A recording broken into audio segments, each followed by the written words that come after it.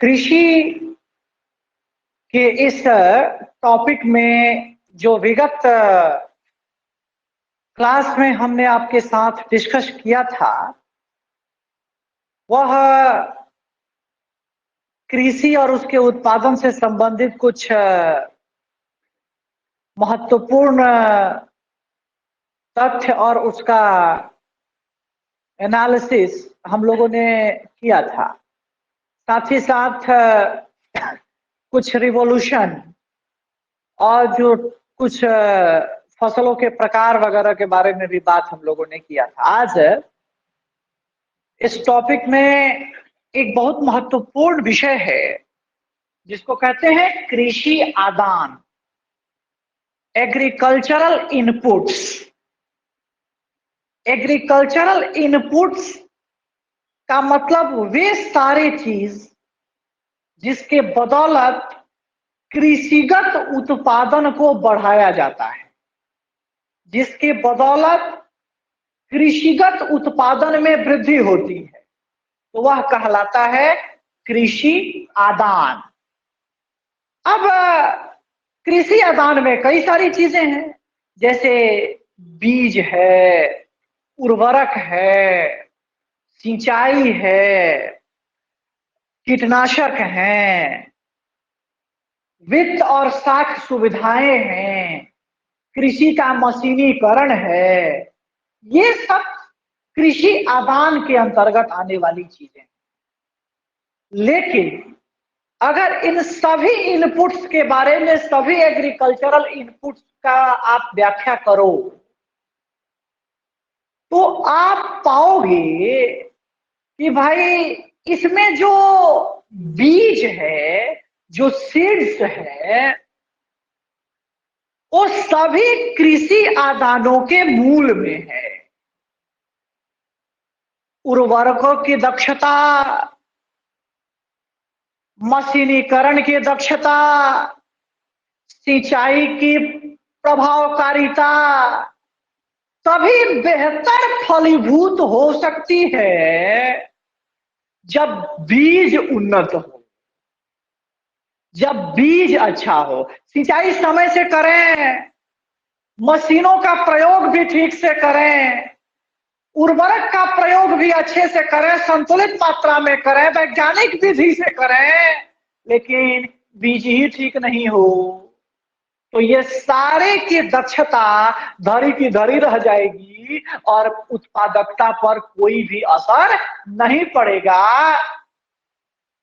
तो उत्पादकता को सकारात्मक ढंग से प्रभावित करने के लिए यह आवश्यक है कि बीज जो हो वो उन्नत किस्म का हो, क्योंकि बीजों के ही गुणवत्ता पर बाकी आदानों का, शेष आदानों की प्रभावोत्पादकता दिखाई पड़ती है। तो ऐसे हालात में हमने पहला टॉपिक ही बनाया है सीड, बीज, है ना, क्योंकि सबसे इंपॉर्टेंट बात है, इसलिए इसके बारे में सबसे पहले जान लेते हैं। अब बाकी चीज तो उसके बाद छोटा छोटा सा टॉपिक है, इसलिए उसमें बहुत परेशान होने की जरूरत नहीं है। तो बीजों में अगर हम बात करेंगे तो भाई भारत में दो तरह के बीजों का प्रयोग आमतौर पे किया जा रहा है आज के भी समय में। वो बीज कौन कौन सा है? तो पहला है प्रमाणित बीज, है ना, प्रमाणित बीज, सर्टिफाइड सीड्स। एंड सेकंड कहते हैं संकर बीज, हाइब्रिड सीड्स, है ना। तो certified seeds and hybrid seeds ये भारत में आमतौर पे प्रयोग किया जा रहा है ना।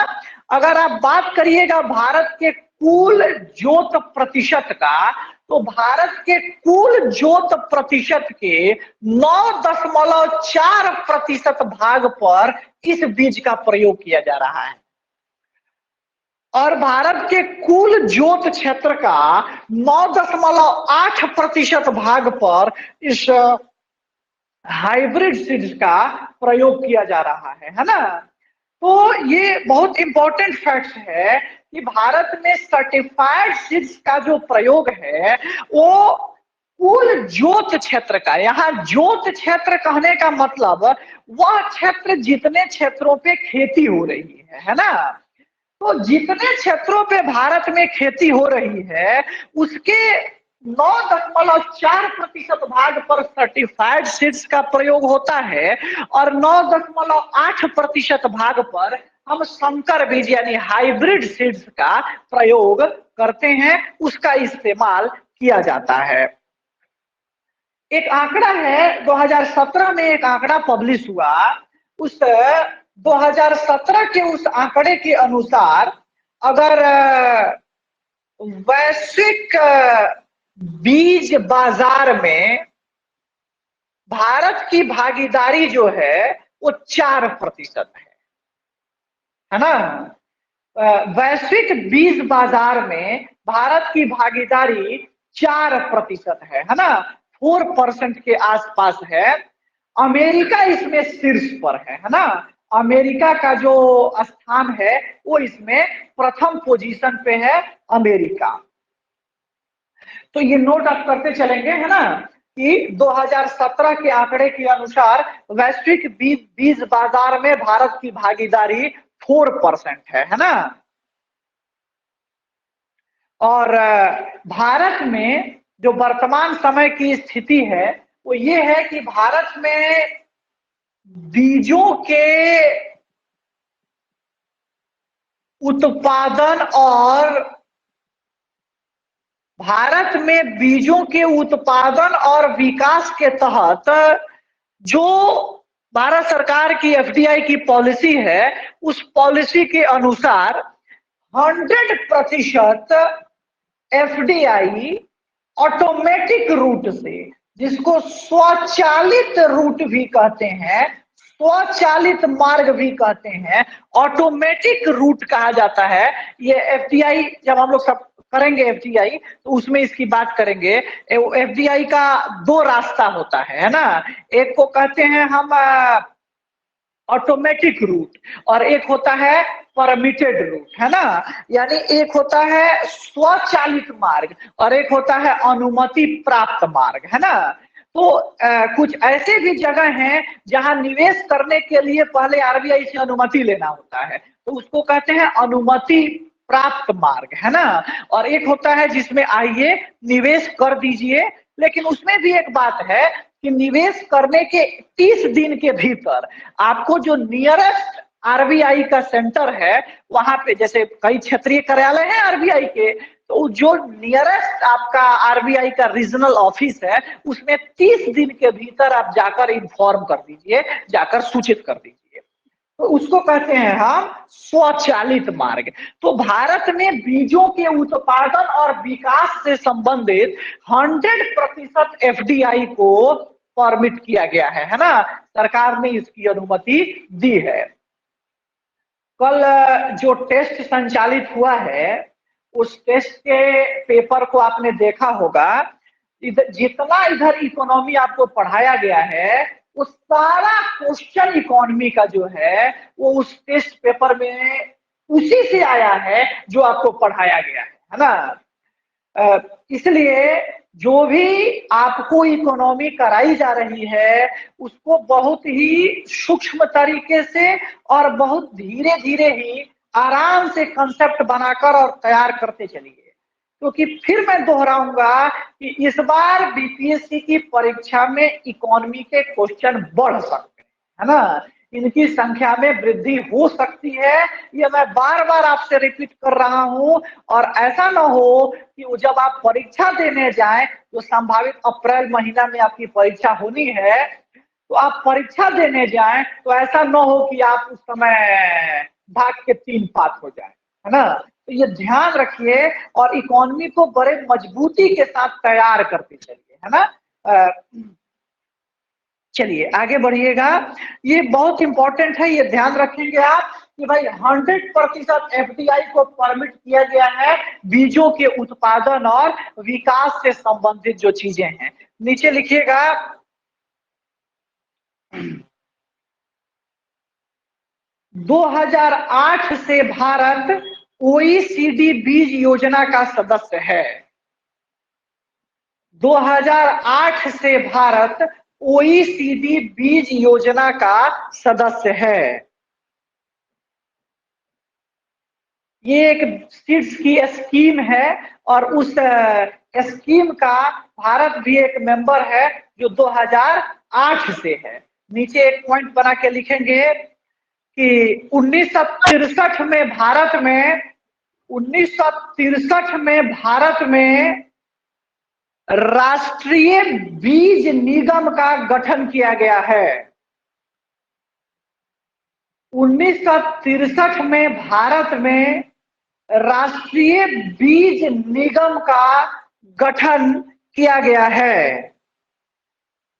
राष्ट्रीय बीज निगम नेशनल सीड्स कॉरपोरेशन कहते हैं इसको, एनएससी के नाम से इसको जाना जाता है। और आमतौर पे आप कई बार गांव में सुने होंगे कि अगर आप दुकान पे जाइए बीज खरीदने तो, या गांव के भी जो खेतीहर लोग हैं उन किसानों से पूछिएगा तो वो लोग कहते हैं कि ये एनएससी का बीज है ना। तो एनएससी का बीज है यानी मतलब क्या, राष्ट्रीय बीज निगम का बीज है ना। उसी ने उस बीज को उत्पादित किया है, उस बीज को बनाया है ना। तो नीचे लिखिएगा कि राष्ट्रीय बीज निगम एक मिनी रत्न वन कंपनी है। राष्ट्रीय बीज निगम एक मिनी रत्न वन कंपनी है। जैसे कंपनियों का एक बंटवारा है, कंपनियों का एक श्रेणी क्रम है, महारत्न, नवरत्न, मिनी रत्न 1 और मिनी रत्न 2। इस प्रकार से ये कंपनियों को बांटा गया है। ये जो बंटवारा है कंपनियों के अपने परफॉर्मेंस और कंपनियों के पूंजी के आकार के आधार पर ये डिवीजन किया गया है, ये बंटवारा किया गया है। तो जो ये बंटवारा कंपनियों का इस पूंजी और उनके आकार के आधार पे हुआ है, ये महारत्न कंपनी, नवरत्न कंपनी, मिनी रत्न 1 और मिनी रत्न 2, जो ये बंटवारा है इन श्रेणी में उपस्थित कंपनियों को काम करने की, निवेश करने की स्वतंत्रता देता है ना, कि वो कितना तक निवेश कर सकते हैं इसकी इसमें बातें करी गई है। नीचे लिखेंगे अगला पॉइंट कि national mission for seeds, national mission for seeds 2012 में शुरू किया गया था। 2012 में शुरू किया गया था। नेशनल मिशन फॉर सीड्स 2012 में शुरू किया गया था।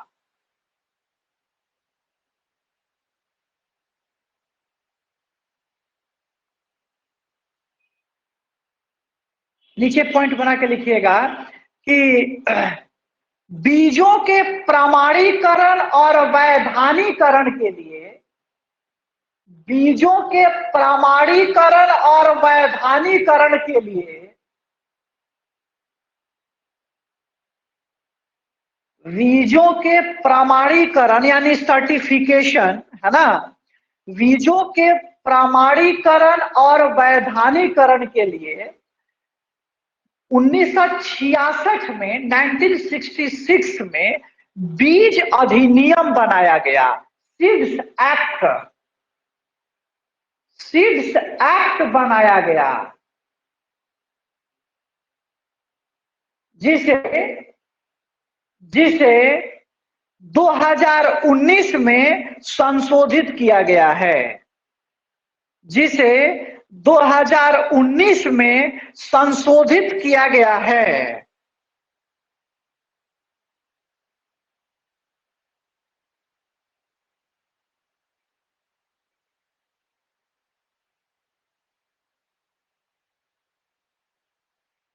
एक चीज यहाँ पे और नोट कर लेने की जरूरत है, छोटा सा हेडिंग बना लीजिए, GM seeds.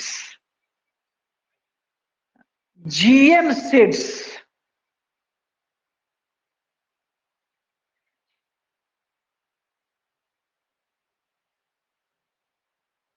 Genetically modified seeds के नाम से इसको जाना जाता है।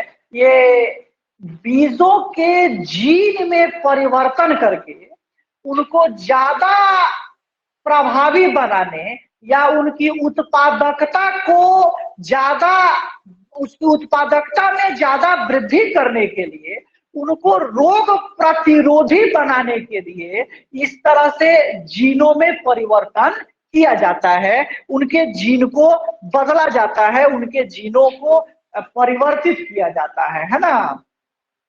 तो नीचे लिखेंगे कि जब किसी पौधे के या जब किसी फसल के, जब किसी फसल या पौधे के जीन में परिवर्तन करके, जीन में परिवर्तन करके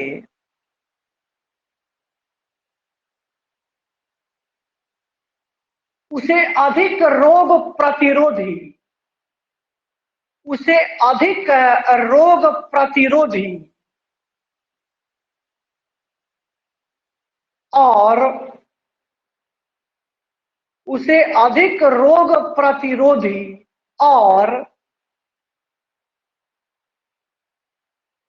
अधिक उत्पादकता वाली प्रकृति में परिवर्तित किया जाए, अधिक उत्पादकता वाली प्रकृति में परिवर्तन किया जाए या परिवर्तित किया जाए, तो उस परिवर्तित बीज को जीन संवर्धित बीज कहते हैं, जेनेटिकली मॉडिफाइड सीड्स कहते हैं।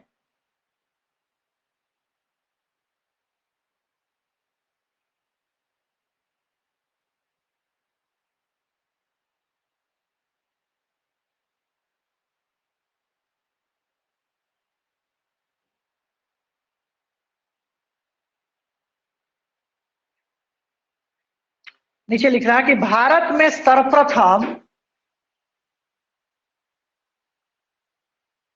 भारत में सर्वप्रथम बीटी कॉटन,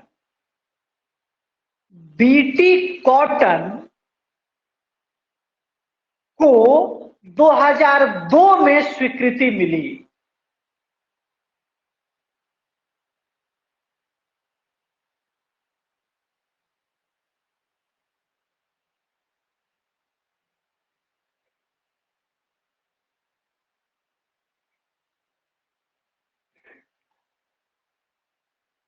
अब देखिए, अब इसमें और भी कई सारे हैं, जैसे जीएम मस्टर्ड के बारे में भी बात किया जाता है, बीटी बैगन के बारे में बात किया जाता है ना। तो भारत में जो जेनेटिक इंजीनियरिंग अप्रेजल कमिटी है, उसने इन सभी चीजों पे कार्य करने की बात करी है, लेकिन इसको अभी आमतौर पे मार्केट में प्रयोग करने और इसके जनजीवन पर प्रभाव को देखते हुए इसका अभी बहुत हद तक परमिशन नहीं दिया गया। हालांकि बीटी बैगन को लेकर उसके वाणिज्यिक निर्गम की सिफारिश जो है वो जीएसी ने कर दिया था, जो जेनेटिक इंजीनियरिंग अप्रेजल कमेटी है उसने इसकी सिफारिश कर दी थी, लेकिन 2010 में सरकार ने उसको रोक दिया, सरकार ने उसको प्रतिबंधित कर दिया है ना। उसी तरह से मस्टर्ड को लेकर भी है कि उसके और ज्यादा परीक्षण की मांग इस जीएसी ने किया है। कहा है कि अभी अभी जो परीक्षण हुए हैं वो अभी इतने मजबूत नहीं है जिसके आधार पर उसको आम जनजीवन के लिए अनुमति दिया जाए, है ना। तो उसको तो अभी परमिशन नहीं मिला है, लेकिन कोशिश में है लोग कि उसे भी परमिशन दे दिया जाए। एक लाइन और लिख लीजिए कि नॉर्मन बारलॉग ने भूख की समस्या को समाप्त करने के लिए भूख की समस्या को समाप्त करने के लिए जीएम फसलों को अनुमति प्रदान किया था। जीएम फसलों को अनुमति प्रदान किया था या उसका समर्थन किया था, है ना, या उसका समर्थन किया था।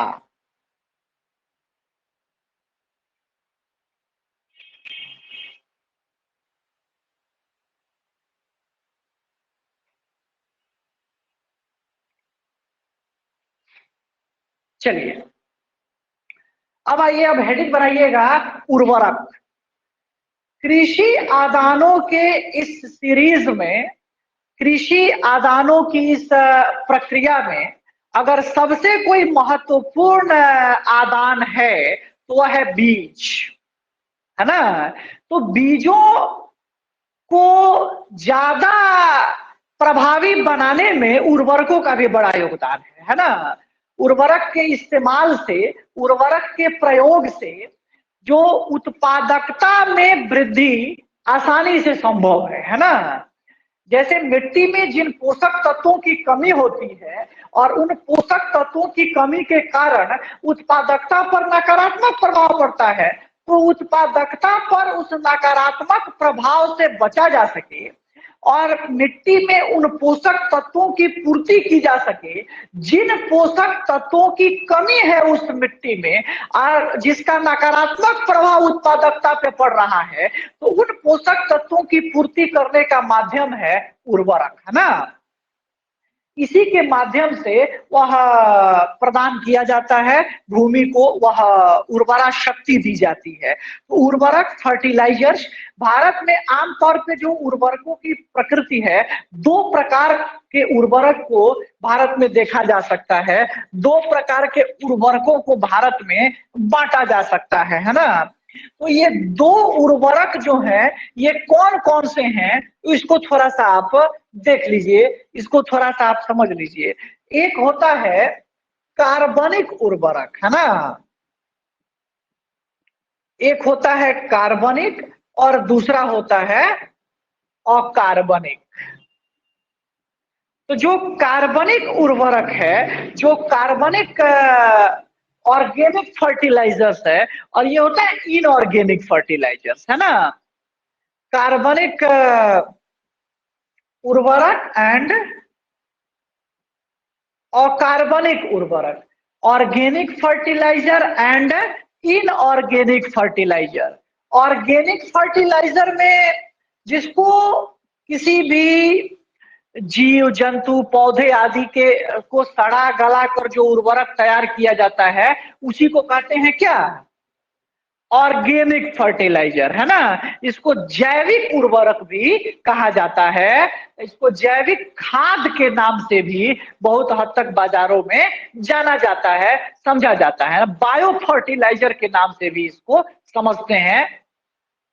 और एक होता है अकार्बनिक उर्वरक, जिसको हम केमिकल फर्टिलाइजर भी कह सकते हैं, इसको रासायनिक उर्वरक के नाम से भी जाना जाता है ना। तो अगर आप इस रासायनिक उर्वरक को देखिएगा तो आमतौर पे जो उर्वरकों के माध्यम से जो चीजें प्रदान की जाती हैं, तो दो प्रकार के पोषक तत्व प्रदान किए जाते हैं उर्वरकों के माध्यम से। और एक तो इस कार्बनिक उर्वरक को तो आप आगे हम लोग इसको करेंगे, कार्बनिक उर्वरक को डिटेल करेंगे, है ना, क्योंकि आज जैविक खेती का बहुत हद तक चर्चा मार्केट में आप सुनने में आपको मिल रहा है।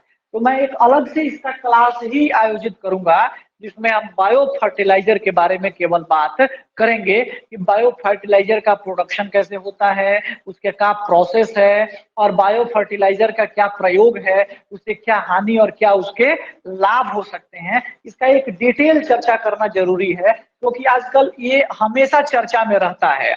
और आजकल आप लोग बार बार सुनते होंगे कि भारत में एक एवरग्रीन रिवॉल्यूशन के बारे में बात किया जाता है ना, सदाबहार क्रांति के बारे में बात किया जाता है।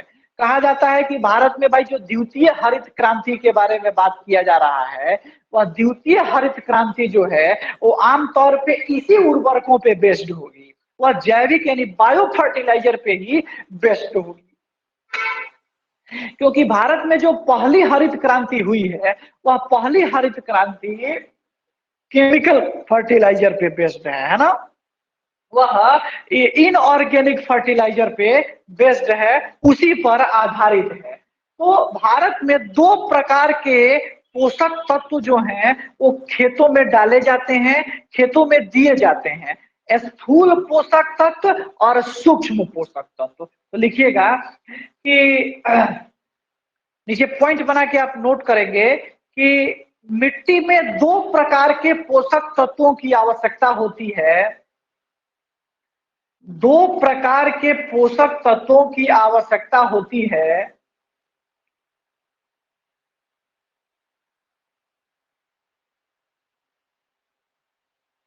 पहला स्थूल पोषक तत्व और दूसरा सूक्ष्म पोषक तत्व। स्थूल पोषक तत्व मैक्रोन्यूट्रिएंट्स एंड सूक्ष्म पोषक तत्व माइक्रोन्यूट्रिएंट्स, है ना, मैक्रो एंड माइक्रो न्यूट्रिएंट्स, है ना। तो स्थूल पोषक तत्व और सूक्ष्म पोषक तत्व। स्थूल पोषक तत्व में 6 प्रकार होते हैं, लिखिएगा इसमें 6 होते हैं इस स्थूल पोषक तत्व में। कौन कौन, लिखिएगा, ये सवाल पूछा जा सकता है परीक्षा में, निम्न में से कौन स्थूल पोषक तत्व का भाग है ना। तो लिखिएगा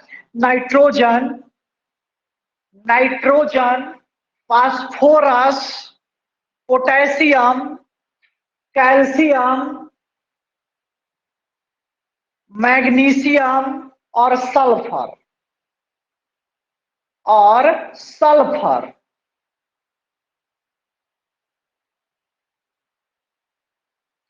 ये 6 हैं। कौन कौन है, nitrogen, phosphorus, potassium, calcium, magnesium और सल्फर, है ना। ये 6 जो हैं ये मैक्रोन्यूट्रिएंट्स में आते हैं, है ना, स्थूल पोषक तत्व में आते हैं। और माइक्रो में कौन कौन आता है, तो लिखिएगा इसमें 8 हैं। लिखिए तो copper, zinc, iron, manganese, boron,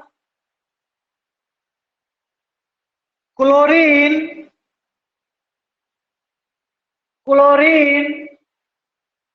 molybdenum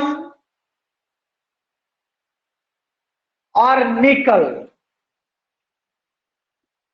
copper, zinc, iron, manganese, boron, chlorine, molybdenum and निकल, ये 8 जो हैं ये माइक्रो न्यूट्रिएंट्स के पार्ट हैं, है ना।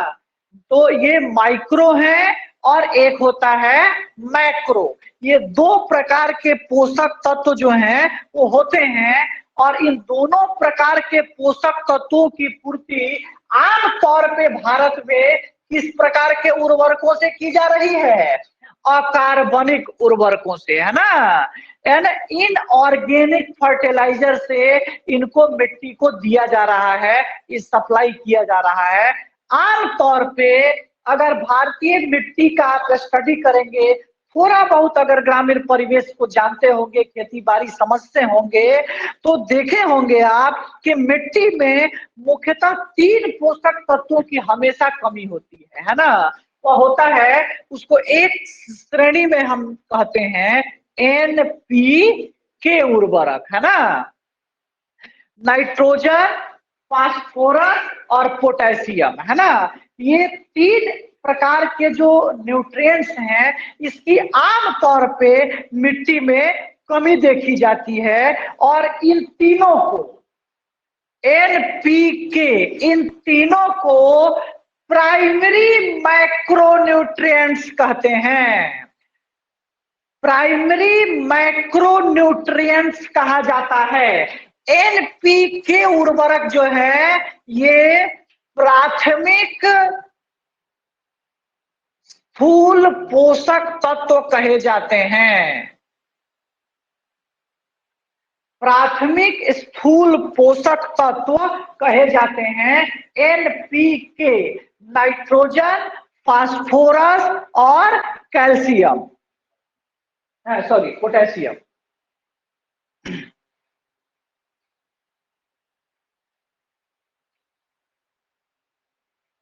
थोड़ा सा हेडिंग बना लीजिए कि भारत में उर्वरकों के उत्पादन की वर्तमान स्थिति। भारत में उर्वरकों के उत्पादन की वर्तमान स्थिति।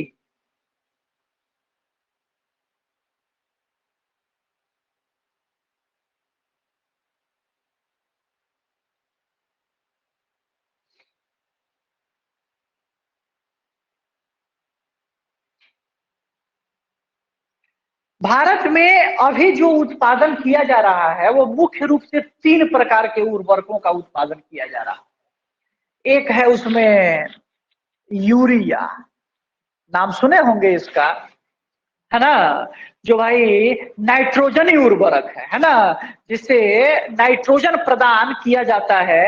आप पढ़े होंगे इसका, अगर बोरा वगैरह खरीदे होंगे, जैसे शक्तिमान का यूरिया आता है, इफको का यूरिया आता है, कृभको का यूरिया आता है ना। ये यूरिया के सब प्रकार हैं जो आमतौर पे आपको गांव में ये देखने को मिल जाएंगे, है ना। ग्रामीण परिवेश में जहाँ खेती बाड़ी का परिवेश है वहां ये चीजें बड़ी सामान्य सी बात है ना, वहां आराम से आपको ये चीजें देखने को मिलेंगी। तो भारत में मुख्य रूप से 3 प्रकार के इन उर्वरकों का उत्पादन होता है। उसमें पहला है यूरिया, दूसरा है डाई अमोनियम फॉस्फेट जिसको डीएपी के नाम से जाना जाता है, और आमतौर पे गांव में आम बोलचाल की भाषा में इसको लोग केवल डाई भी बोलता है ना, कि डाई का यूज कर रहे हैं वगैरह वगैरह। तो ये डाई अमोनियम फॉस्फेट ये एक उत्पादित होने वाला दूसरा उर्वरक है। और तीसरा जो उर्वरक है वो मिक्स्ड फर्टिलाइजर है ना, जिसको हम मिश्रित उर्वरक के नाम से भी जानते हैं। तो मुख्य रूप से अभी भारत में ये 3 प्रकार के उर्वरकों का उत्पादन हो रहा है। कौन कौन? यूरिया, डाइअमोनियम फॉस्फेट और मिश्रित उर्वरक मिक्स्ड फर्टिलाइजर, इसका उत्पादन जो है वो अभी हो रहा है।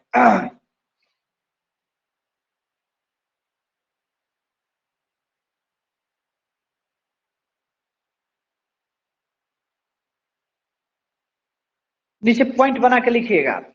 यूरिया, यूरिया भारत में सर्वाधिक उत्पादित, भारत में सर्वाधिक उत्पादित,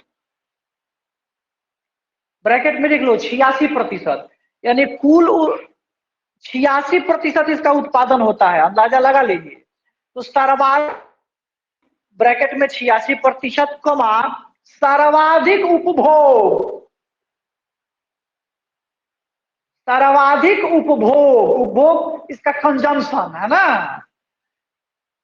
ब्रैकेट में 74%, और सर्वाधिक आयात किया जाने वाला उर्वरक है, आयात इंपोर्ट।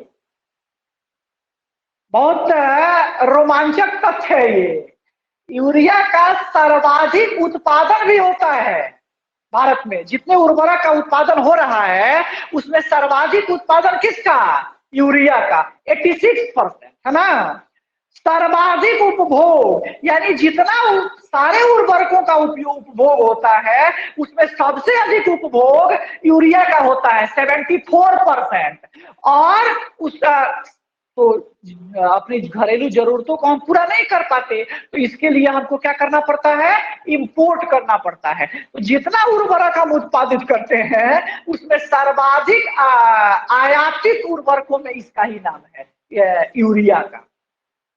तो सर्वाधिक उत्पादित, सर्वाधिक उपभोग और सर्वाधिक आयात किया जाने वाला उर्वरक है जिसका नाम है यूरिया, है ना। नीचे लिखिए, वर्तमान में यूरिया एकमात्र ऐसा उर्वरक है जो सब्सिडी आधारित है। वर्तमान में यूरिया एकमात्र ऐसा उर्वरक है जो सब्सिडी आधारित है। बाकी कोई उर्वरक नहीं है जो सब्सिडी आधारित मिलता हो, सबको डिकंट्रोल कर दिया गया है।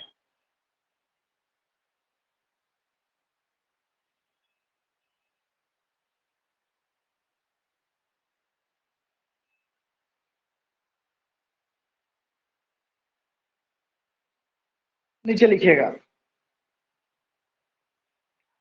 वर्तमान में देश में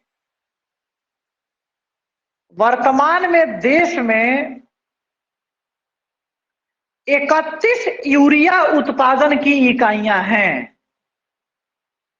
वर्तमान में देश में 31 यूरिया प्रोडक्शन यूनिट हैं, 31 यूरिया उत्पादन इकाइयां हैं।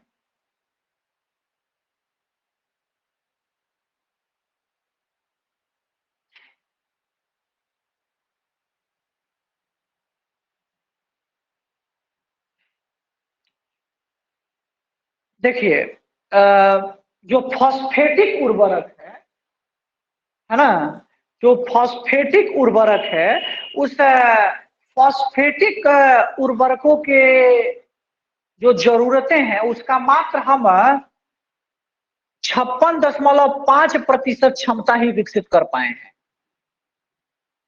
और इसके लिए भी जो कच्चे माल हैं, इतना भी उत्पादित करने के लिए जो कच्चा माल चाहिए वो भी हम विदेशों से आयात करते हैं, है ना। यानी कुल मिला के आप सीधा सीधा मतलब समझ लीजिए कि ये फॉस्फेटिक या जो पोटास का उर्वरक है, इसके लिए हमको आयात पर निर्भर रहना है। इसके लिए तो कंप्लीटली आयात पे निर्भर रहना है।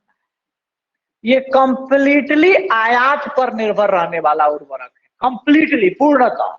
जबकि इस जो ये फॉस्फेटिक उर्वरक है, इसका आप इतना परसेंट उत्पादन कर पा रहे हैं, लेकिन इसमें भी जो मिडिल गुड्स होता है, जिसको रॉ मटेरियल आप कहते हैं, उसका हम आयात विदेशों से कर रहे हैं। यानी कुल मिला के जो पोटेशियम और फॉस्फेटिक उर्वरक है, इसके उत्पादन के लिए हमको विदेशों पर निर्भर रहना है, हम आयात पर निर्भर हैं। और ध्यान रहे, ये दोनों में से कोई सब्सिडाइज्ड रेट पे नहीं है, इसको डिकंट्रोल कर दिया गया है ना। यूरिया एकमात्र ऐसा उर्वरक है जिसको सब्सिडी के रेट पे दिया जा रहा है, जिसको सब्सिडाइज्ड रेट पे प्रोवाइड किया जा रहा है। तो ये ध्यान रखिएगा, है ना। पोटास अगर आ जाए परीक्षा में तो पोटास आयात से आने वाला है, उसका भारत में उत्पादन वगैरह नहीं होता। जितनी आवश्यकता है वो सब हम आयात करते हैं, है ना, वो सब हम इंपोर्ट करते हैं। ये तो ये ध्यान रखने की जरूरत है। नेक्स्ट आगे बढ़ेंगे।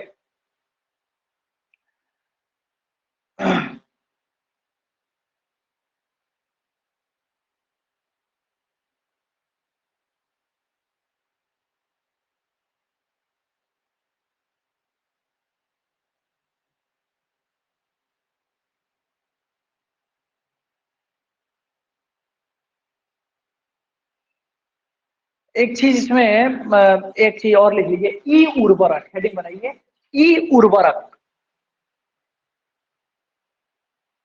ई फर्टिलाइजर नहीं होता है, ई उर्वरक ही होता है अंग्रेजी में भी, है ना। तो ई उर्वरक लिखेंगे, एक लाइन लिख लीजिए, यह उर्वरक को समर्पित एक डैशबोर्ड है। यह उर्वरक को समर्पित एक डैशबोर्ड है जिस पर राष्ट्रीय, राज्य और जिस पर राष्ट्रीय, राज्य और जिला स्तर पर, राष्ट्रीय, राज्य और जिला स्तर पर उर्वरकों की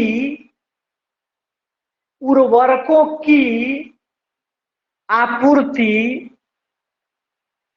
उपलब्धता, आपूर्ति, सप्लाई, उपलब्धता, अवेलेबिलिटी,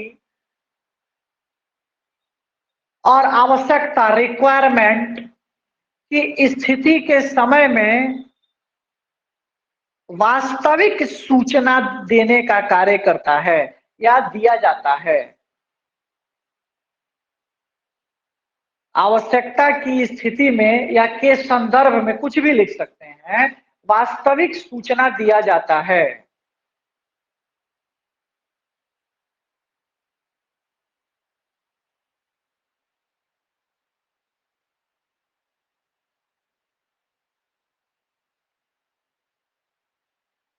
चलिए एक चीज इसमें और छोटा सा हेडिंग बनाइए, मृदा स्वास्थ्य कार्ड।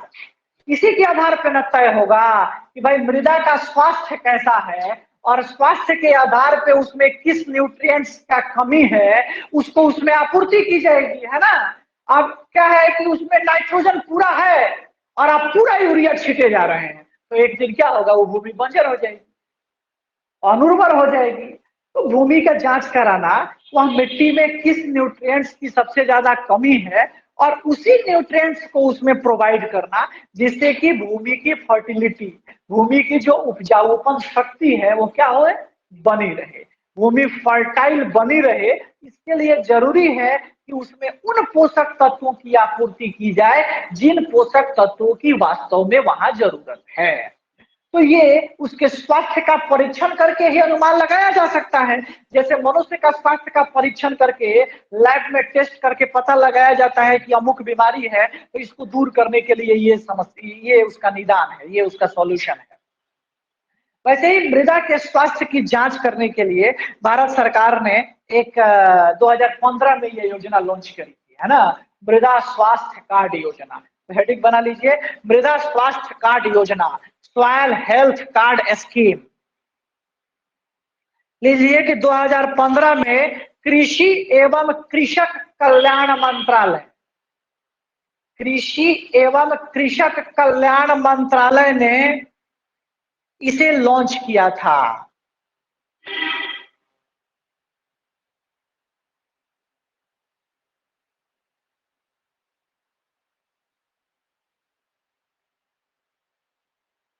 नीचे लिख लीजिएगा कि इसके अंतर्गत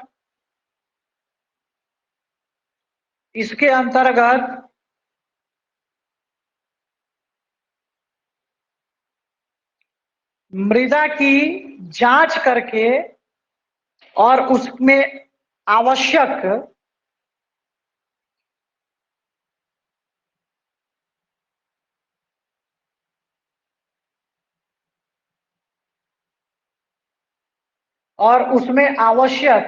पोषक तत्वों को, पोषक तत्वों की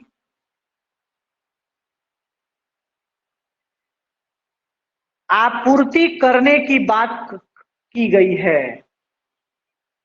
आपूर्ति करने की बात की गई है।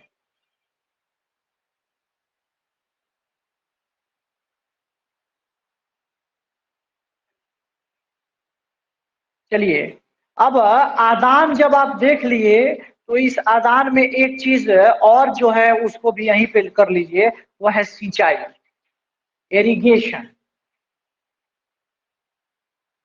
इरिगेशन उसको भी यहीं पे खत्म करिए।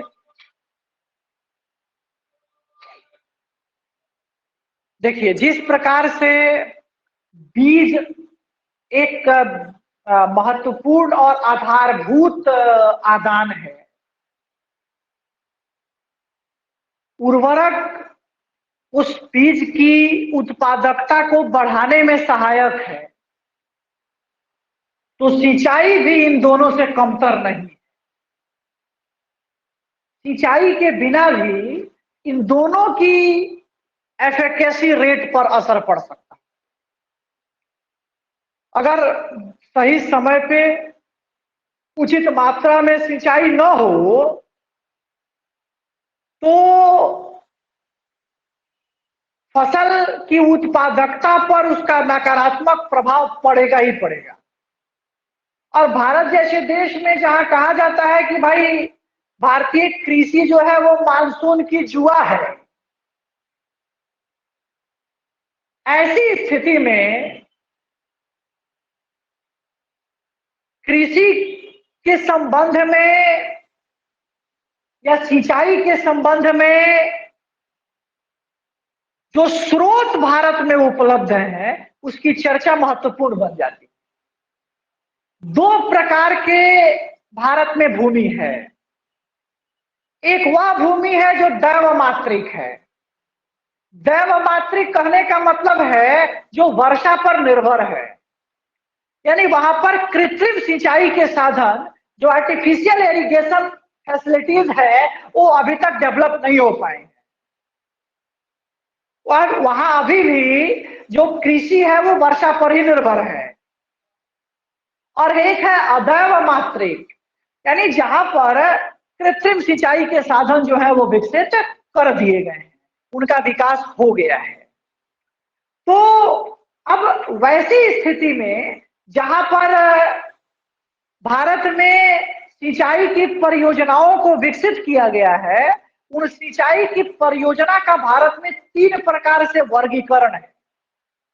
3 प्रकार का उनका क्लासिफिकेशन मौजूद है। वो क्लासिफिकेशन क्या है उसको थोड़ा सा यहां जान लीजिए। लिखिएगा कि भारत में सिंचाई परियोजनाओं का वर्गीकरण,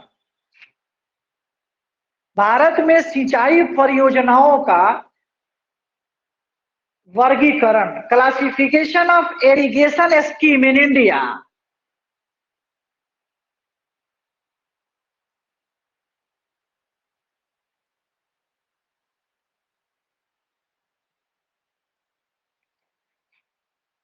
कॉपी को 2 कॉलम में बांट लीजिए। एक तरफ के में लिख लीजिए कृषि सिंचाई परियोजनाएं, एग्रीकल्चरल इरिगेशन स्कीम्स, और दूसरी तरफ लिख लीजिए सिंचित क्षेत्र, इरिगेटेड एरिया।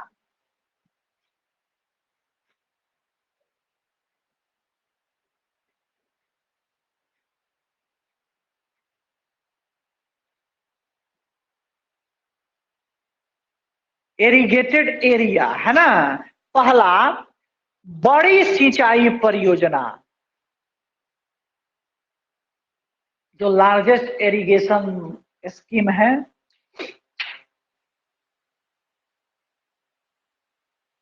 देखिए इस स्कीम में वैसी परियोजनाएं आती हैं जो 10,000 हेक्टेयर से अधिक के लैंड को लाभ देती हो।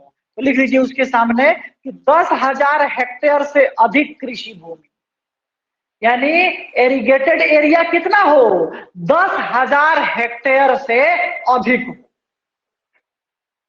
तो वैसी अगर कोई सरकार स्कीम चला रही है इरिगेशन की, जिस स्कीम के द्वारा 10,000 हेक्टेयर से अधिक की एग्रीकल्चरल लैंड को इरिगेशन फैसिलिटी मिल रही है, तो वैसी स्कीम को इसी श्रेणी में रखते हैं, है ना।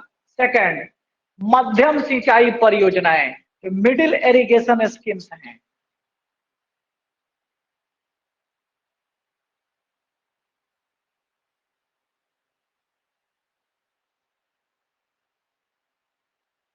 दो 2,000 हेक्टेयर से अधिक और 10,000 हेक्टेयर तक, 2,000 हेक्टेयर से अधिक और 10,000 हेक्टेयर तक, यानी 2,000 हेक्टेयर से 10,000 हेक्टेयर के बीच का जो भाग है, अगर उतना अगर कोई लैंड इरिगेशन का फैसिलिटी मिल रहा है उस लैंड को, तो वह इस स्कीम में आएगी, जो मिडिल इरिगेशन स्कीम है ना।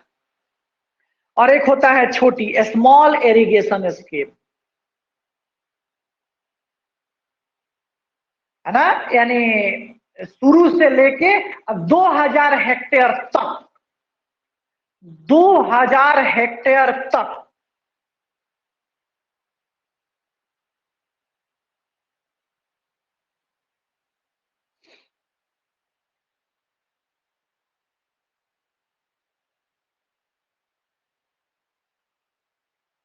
चलो अब थोड़ा सा एक दो चीज और है, उसको यहीं पे नोट करके फिर आगे बढ़ते हैं कि एक चीज यहीं पे लिख लीजिए आप, झूम खेती, हेडिंग बनाइए, झूम खेती, स्थानांतरण खेती, इसको शिफ्टिंग कल्टीवेशन कहते हैं, है ना। शिफ्टिंग कल्टीवेशन के नाम से जाना जाता है झूम या स्थानांतरण खेती।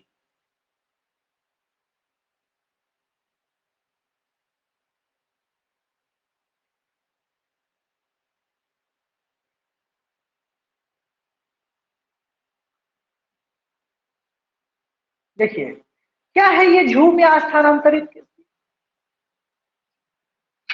मान लीजिए कि इस लैंड को, ये एक लैंड का भाग है और इसमें पेड़ पौधे वनस्पति हैं, इनको क्या किया गया, इनको जला दिया गया।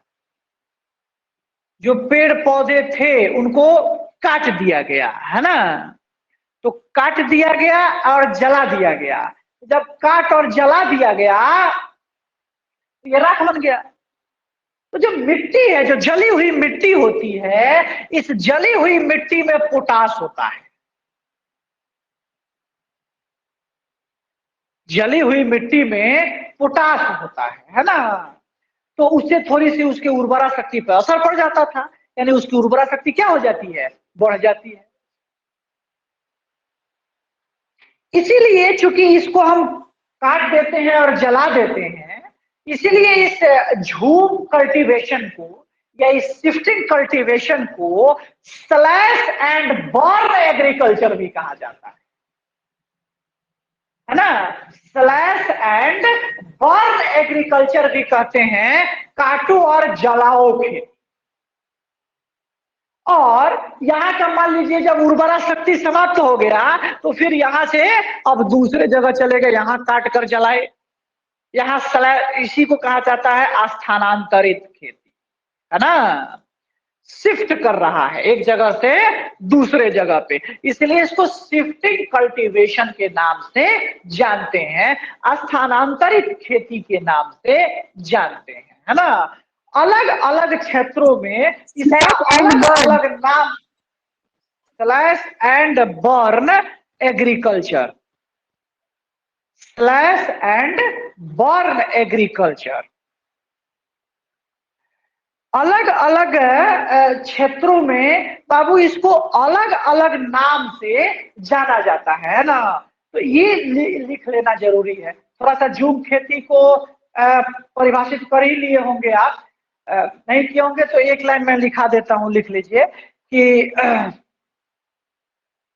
एक स्थान की पौधे और वनस्पतियों को काटकर, एक स्थान की पौधे और वनस्पतियों को काटकर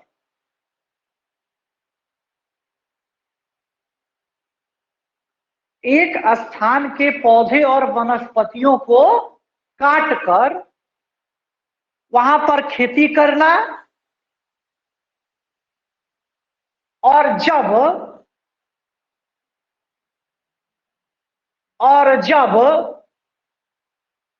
वहां की उर्वरता समाप्त हो जाए, जब वहां की उर्वरता समाप्त हो जाए तो फिर यही कार्य दूसरे स्थान पर करना, तो फिर यही कार्य दूसरे स्थान पर करना झूम खेती कहलाता है।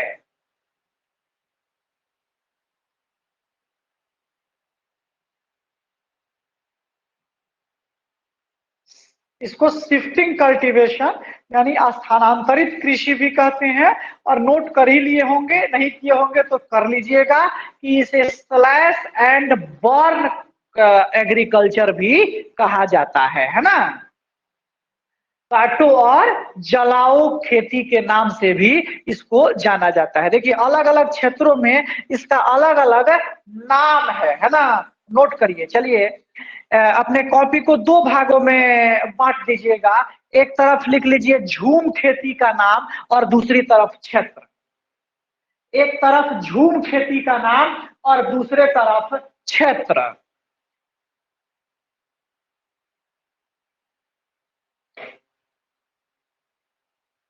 एक तरफ झूम खेती का नाम और दूसरे तरफ क्षेत्र। उसमें पहला आप नोट करेंगे रे, रे, RAY, रे। रे कहते हैं इसको वियतनाम में।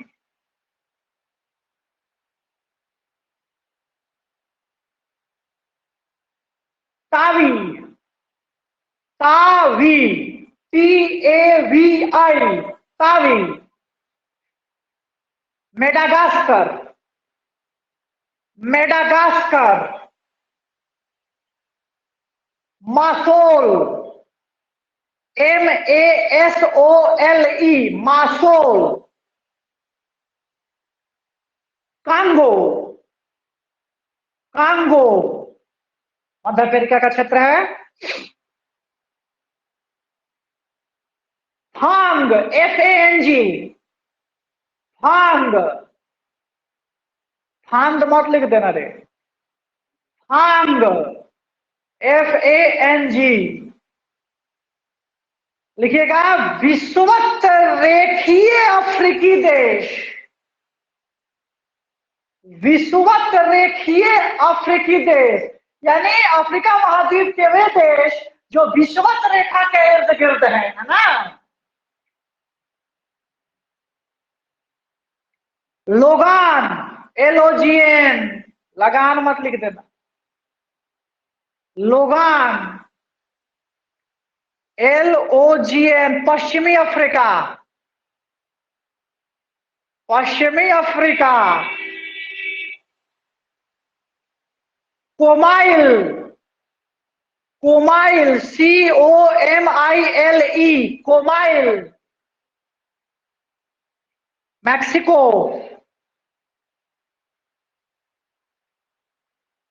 Next Milpa, MILPA, milpa.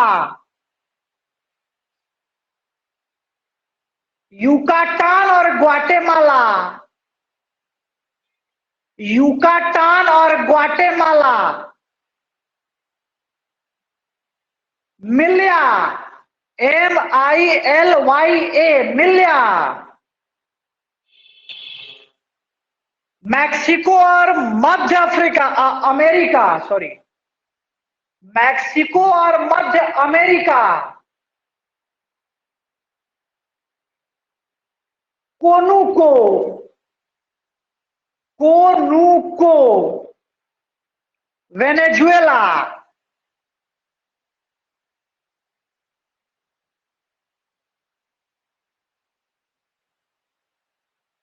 बस ये खत्म होता है।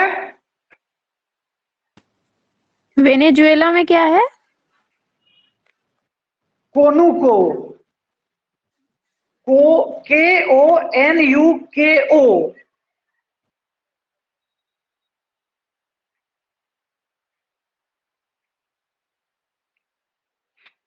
चलिए आगे बढ़िएगा थोड़ा सा। अब एक कृषि होती है जिसको हम लोग कहते हैं कोऑपरेटिव फार्मिंग, है ना, सहकारी कृषि। तो सहकारी कृषि क्या है और उसका क्या अपना ये है, इसकी चर्चा मुझे इसलिए करना पड़ रहा है क्योंकि सरकार ने एक योजना चलाया है सहकार मित्र करके। तो 2020 में वह शुरू किया गया है कृषि और किसान मंत्रालय के द्वारा। तो इसलिए उसको थोड़ा सा जान लीजिए क्योंकि कौन जानता है कि कब क्या हो जाए, इसलिए जान लेना जरूरी है। सहकारी कृषि, हालांकि मैं फिर से एक बार ये बता देना चाहता हूँ कि अभी जो कुछ भी हम लोग डिस्कस कर रहे हैं ये only for PT exam discuss कर रहे हैं, ठीक ना। मेंस का इसमें कहीं कुछ नहीं है।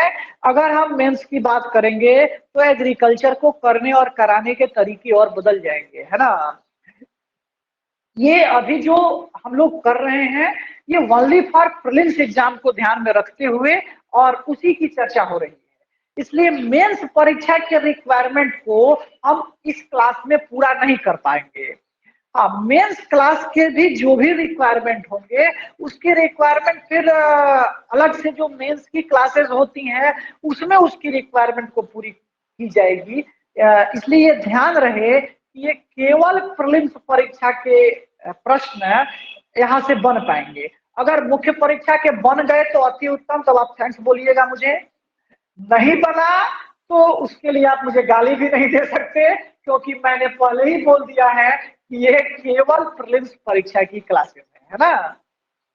इसलिए ध्यान रखेंगे। सहकारी कृषि, अब जैसे सहकारी कृषि ही है तो अगर आप मुख्य परीक्षा के पैटर्न को पढ़ेंगे तो सहकारी कृषि पढ़ाने के पहले पहले पूरा लैंड रिफॉर्म पढ़ाना होगा, है ना, पूरा भूमि सुधार बताना होगा। तो लैंड चैप्टर है, पूरी कम से कम 2-2.5 घंटे का चैप्टर है वो लैंड रिफॉर्म। अगर अच्छे से उसको समझा जाए पूरी पृष्ठभूमि के साथ, यानी पूरे ब्रिटिश शासनकाल से लेकर और अब तक की अगर सारे चीजों को देखा जाए तो कम से कम 2 आवर्स की क्लासेस है लैंड रिफॉर्म। इसलिए अभी मैं केवल उसके एक छोटे से पार्ट का बात करूंगा जिसको हम कोऑपरेटिव फार्मिंग कहते हैं, है ना, सहकारी कृषि कहते हैं। और अब यहाँ देखिए, सहकारी कृषि के भी कई प्रकार होते हैं, तो उसकी भी चर्चा हम यहाँ करने नहीं जा रहे हैं, है ना, उसको भी यहाँ डिस्कस करने नहीं जा रहे हैं। बस मैं सहकारी इसलिए बताने जा रहा हूं क्योंकि मुझे सहकार मित्र बताना है ना। बस इसी के लिए मैंने इस कोऑपरेटिव फार्मिंग को टच किया है। तो हेडिंग बनाइए कोऑपरेटिव फार्मिंग, है ना, सहकारी कृषि। सबसे सरकारी नहीं है, ध्यान रहे, ये सहकारी है। तो सहकारी और सरकारी दोनों में अंतर है भाई।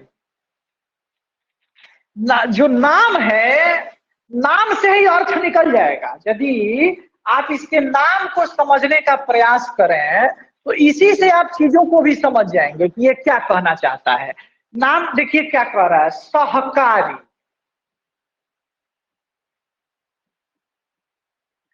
सहकारी कृषि, है ना, कोऑपरेटिव फार्मिंग। तो सहकारी कृषि का मतलब देखो 2 भाग है।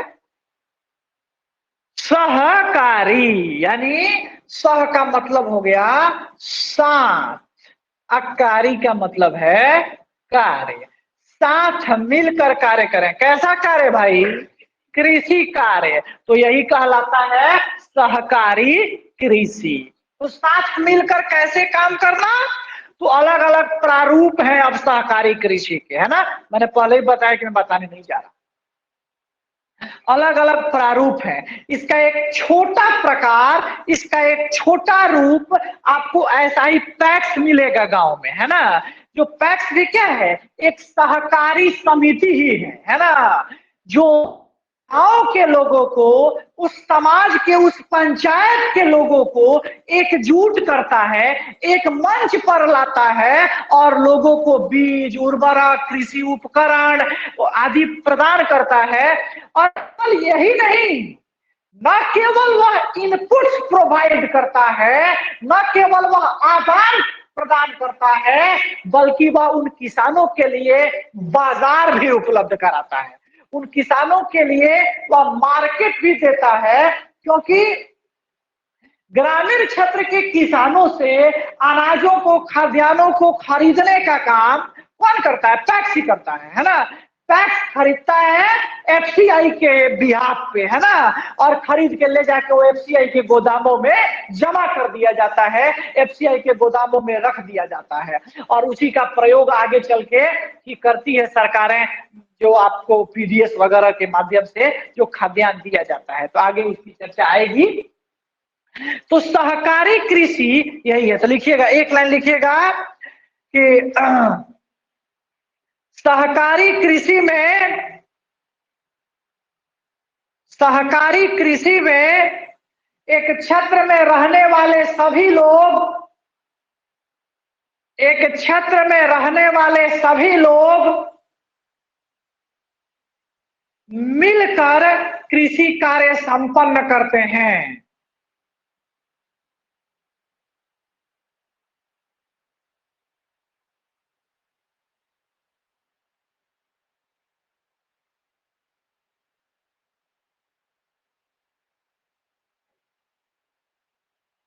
है ना। इससे कई सारी चीजें हो जाती हैं, जैसे मान लीजिए कि कई सारे लोग मिल गए और लोगों ने एक मशीन खरीद लिया, बड़ा मशीन, अकेले कोई खरीद नहीं सकता, तो बड़ा मशीन खरीद लिए। जब बड़ा मशीन खरीद लिए तो सब लोग मिलकर उसका उपयोग कर रहा है, तो ना किसी पर बहुत ज्यादा बर्डन आया और लोग काम भी सबका निकल गया। ये सब लाभ है इसके, है ना, ये सब प्रॉफिट है इससे, जिससे लोगों को लाभ मिलता है, बेनिफिट मिलता है, लोगों का प्रोडक्शन बढ़ता है और लोगों के इनकम में वृद्धि होती है। ये किसानों के लिए बहुत अच्छा कंसेप्ट है। अभी ये इम्पोर्टेंट इसलिए भी है क्योंकि भारत में पहली बार सहकारिता मंत्रालय का गठन भी किया गया है ना, कोऑपरेटिव मिनिस्ट्री बनी है और भारत के पहले कोऑपरेटिव मिनिस्टर के रूप में अमित शाह का नाम दर्ज हो गया है ना।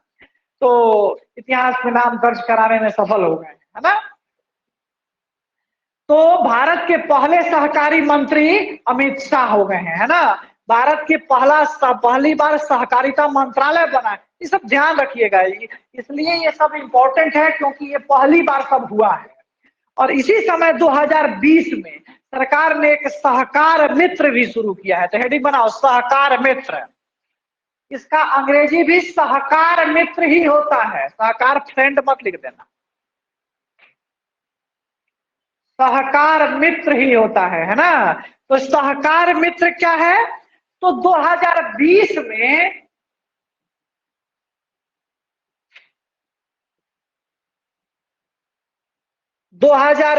में कृषि और किसान कल्याण मंत्रालय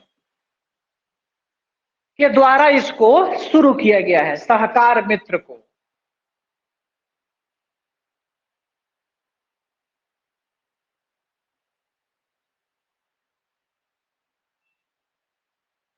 नीचे लिखिएगा कि यह योजना राष्ट्रीय सहकारी विकास निगम एनसीडीसी, यह योजना राष्ट्रीय सहकारी विकास निगम NCDC, national cooperative development corporation की पहल है।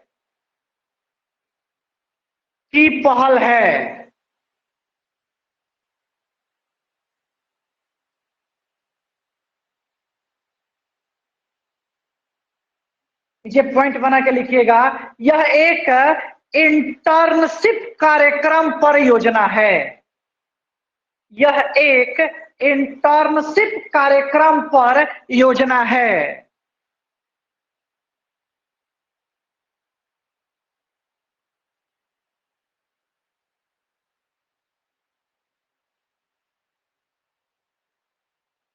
है ना, यानी इसमें वो सारे लोग जो कृषि और संबंधित क्षेत्रों से जुड़े हैं, आईटी से जुड़े हैं, है ना, या ऐसे ही किसी प्रोफेशनल ग्रेजुएट हैं, है ना, या कृषि व्यापार, सहकारिता, कृषि व्यापार, एग्रीकल्चरल ट्रेड, कोऑपरेटिव, सहकारिता, फिनांस, वित्त, इंटरनेशनल ट्रेड, अंतरराष्ट्रीय व्यापार, वानिकी जिसको फॉरेस्ट्री कहते हैं, या रूरल डेवलपमेंट, इन सब क्षेत्रों से यदि वो एमबीए किए हैं या कर रहे हैं, है ना, तो वे लोग इसमें इंटर्नशिप कर सकता है। और यह इंटर्नशिप की जो योजना है ये 4 महीने की है ना, 4 महीने का आप इंटर्नशिप कर सकते हैं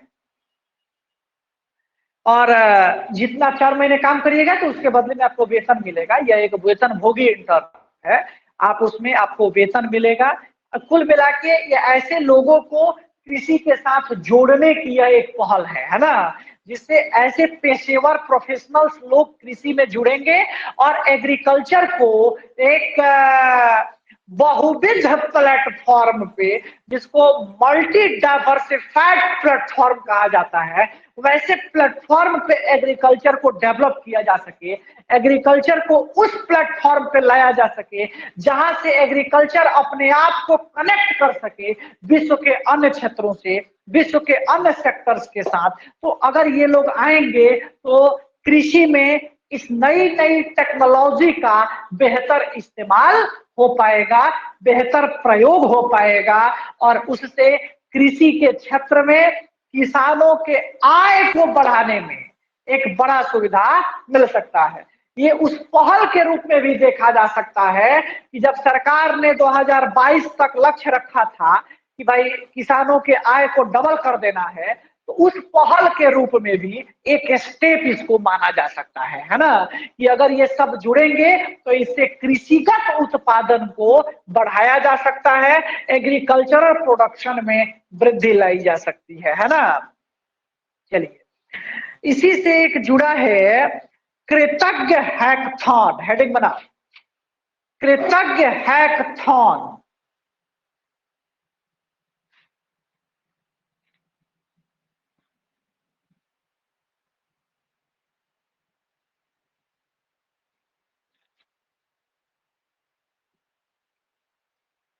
कृतज्ञ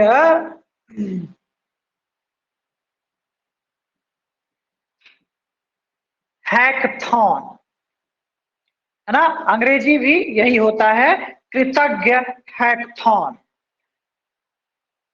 आईसीएआर जो है, आईसीएआर का नाम सुने होंगे, Indian council of agricultural research. उस आईसीएआर के द्वारा सितंबर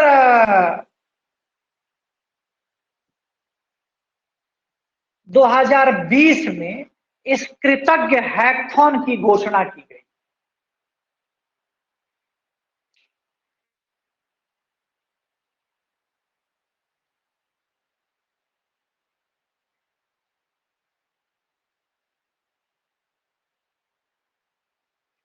आमतौर पे ये जो हैकथॉन है, ये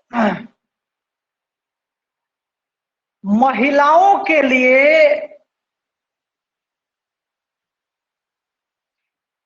उपयोगी उपकरण, महिलाओं के लिए उपयोगी उपकरण तथा खेती में मशीनीकरण को बढ़ावा देने से संबंधित है।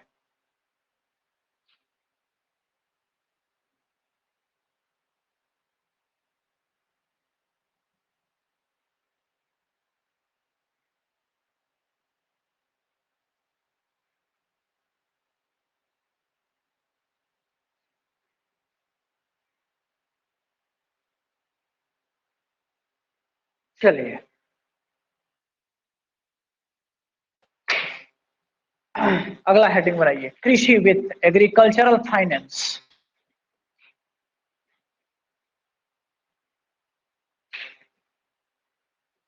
कृषि वित्त, एग्रीकल्चरल फाइनेंस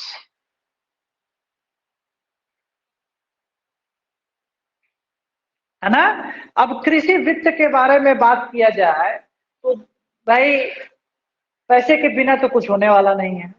पैसे के बिना न बीज मिल पाएगा, न सिंचाई हो पाएगी, न उर्वरक मिल पाएगा, न कीटनाशक मिल पाएंगे, है ना, न मशीन आ पाएगा। हर चीज के लिए पैसे की जरूरत है ना। बिना, कहते हैं ना कि भाई अर्थ के बिना इस जीवन का कोई अर्थ नहीं, तो अर्थ की आवश्यकता बहुत ज्यादा है। भारत में अगर कृषि के क्षेत्र में आप वित्त के बारे में बात करें तो भारत में एक टॉपिक निकल आता है, पहला ही टॉपिक अगर एग्रीकल्चरल फाइनेंस में देखें तो पहला ही टॉपिक है कि सोर्स ऑफ एग्रीकल्चरल फाइनेंस, है ना। तो हेडिंग बना लीजिए, सोर्स ऑफ एग्रीकल्चरल फाइनेंस, कृषि वित्त के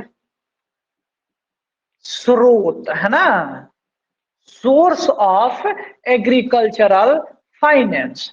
तो अगर सोर्स ऑफ एग्रीकल्चरल फाइनेंस के बारे में आप बात करें तो अब इसके दो सोर्सेज हो सकते हैं, है ना।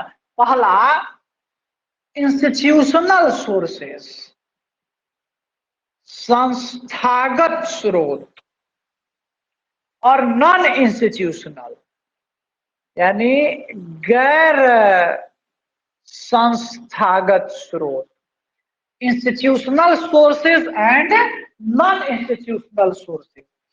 संस्थागत और गैर संस्थागत के बारे में यहाँ डिस्कस आप कर सकते हो, है ना। संस्थागत में क्या आएंगे भाई?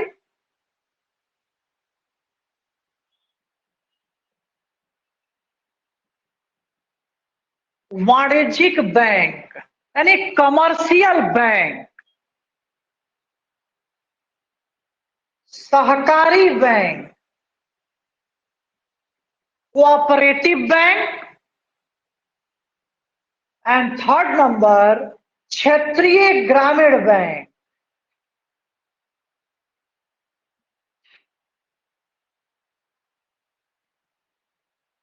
रीजनल रूरल बैंक है ना, रीजनल रूरल बैंक आरआरबी है ना, commercial bank, cooperative bank and regional rural bank, है ना। अगर आप गैर संस्थागत स्रोतों के बारे में बात कर लें, अगर गैर संस्थागत स्रोतों को देख लें तो साहूकार, जिसको मनी लेंडर्स आप कह सकते हो,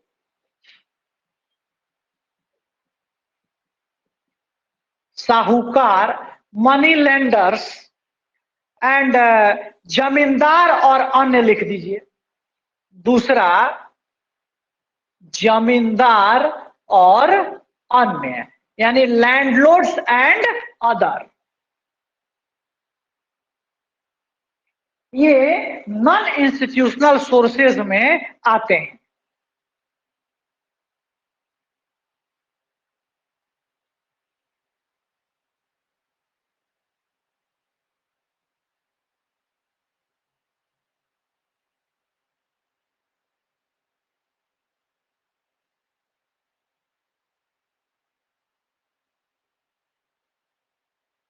चलिए, अब ये तो स्रोत हुआ। अब इससे भी क्वेश्चन बनता है, इससे भी सवाल बनता है कि भाई सहकारी बैंक किस प्रकार का कृषि वित्त का स्रोत है? तो संस्थागत स्रोत है, इंस्टीट्यूशनल सोर्सेस है। तो ये सब भी परीक्षा में प्रश्न आते हैं, आप उसको ध्यान दीजिएगा, है ना। अगला एक हेडिंग बनाइएगा इसी में कि कृषि वित्त का वर्गीकरण, classification of agricultural finance, classification of agricultural finance, कृषि वित्त का वर्गीकरण।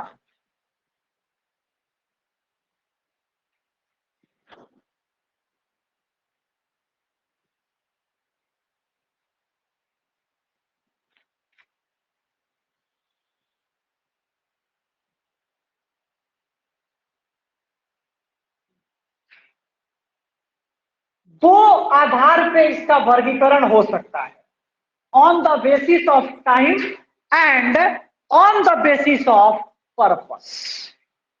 ठीक है, दो आधार पे हम एग्रीकल्चरल फाइनेंस को क्लासिफाइड इसको कर सकते हैं, इसका क्लासिफिकेशन कर सकते हैं। तो ये दो भागों में बट रहा है, दो वर्गों में इसका क्लासिफिकेशन है। फर्स्ट जो है कि on the basis of time, समय के आधार पर। लिखिए पहला, समय के आधार पर।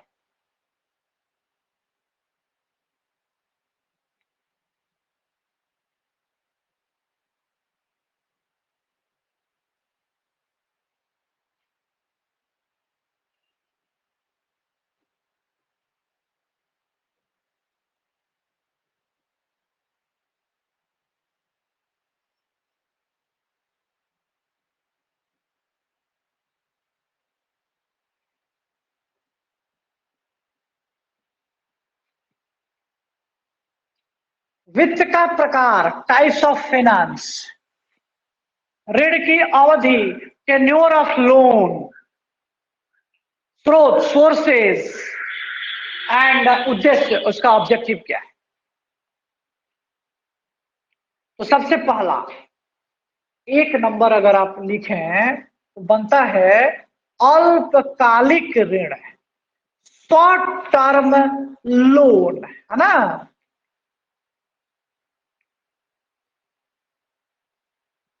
रुक जाइए,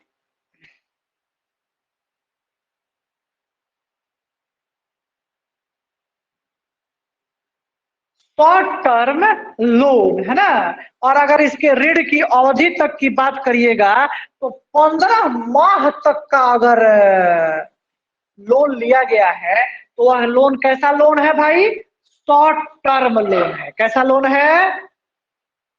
शॉर्ट टर्म लोन है।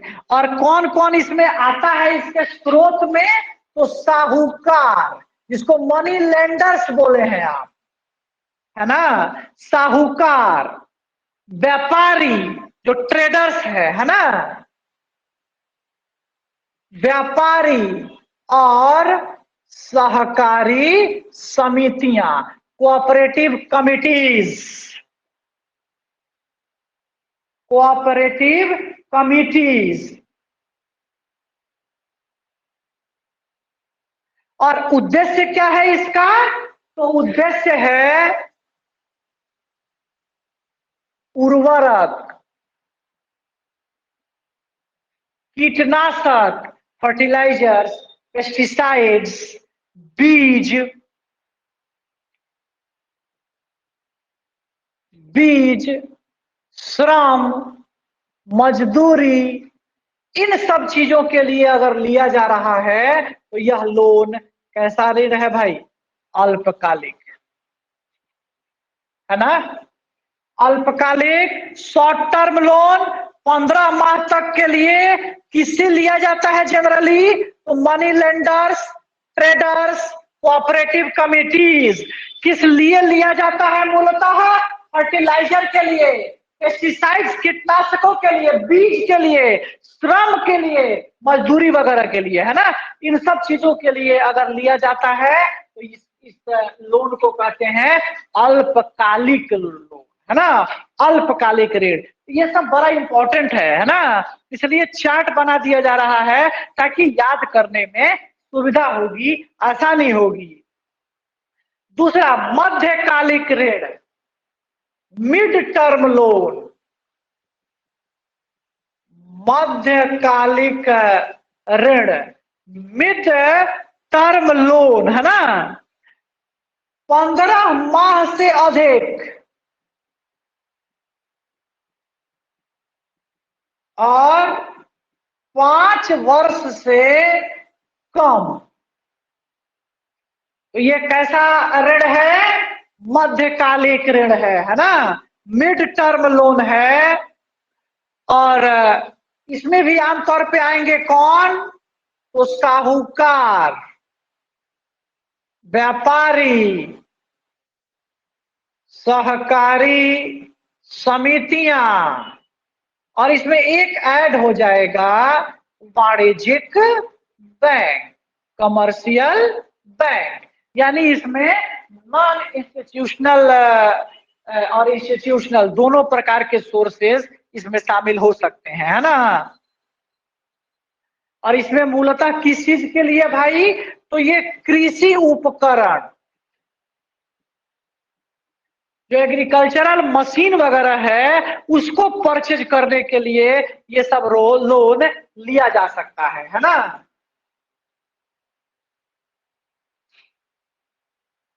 उसी तरह से तीसरा है दीर्घकालिक ऋण। दीर्घकालिक ऋण, है ना। तो दीर्घकालिक ऋण आमतौर पे क्या है? 5 वर्ष से अधिक। 5 वर्ष से अधिक का अगर लोन लिया जाए तो वह इसमें आता है। और आमतौर पे इसमें जैसे प्राथमिक सहकारी समिति है जिसको पैक्स कहते हो, और नाबार्ड इसमें मुख्य रूप से है ना। हाँ ठीक है कि नाबार्ड रीफाइनेंस ही करेगा, है ना। नाबार्ड फाइनेंस नहीं करेगा, रीफाइनेंस ही करेगा, लेकिन उसी की उसमें महत्वपूर्ण भूमिका होती है ना। और ये किस चीज के लिए लिया जाएगा? तो खेतों में जो फील्ड्स हैं उन खेतों में संरचनात्मक परिवर्तन के लिए, यानी खेतों में खेतों के स्ट्रक्चर को बदलने के लिए, खेतों में मिट्टी कटवाने वगैरह, या खेतों के और भी तरीके को, उसमें मान लीजिए अनुर्वर हो गया है तो उसको उर्वर बनाने में, उसके स्ट्रक्चर को बदलने में, ये सब चीजों के लिए जो प्रयोग में लिया जाता है। तो वैसे ऋण को क्या कहते हैं हम? दीर्घकालिक ऋण, है ना। कितने वर्षों के लिए? 5 वर्ष से अधिक के लिए, है ना। अब मुख्य रूप से ऋणों में नाबार्ड पढ़ना है ना। हेडिंग बना लीजिए, नाबार्ड। इसकी चर्चा कल की क्लास में होगी। आज के लिए इतना ही। Thank you for today.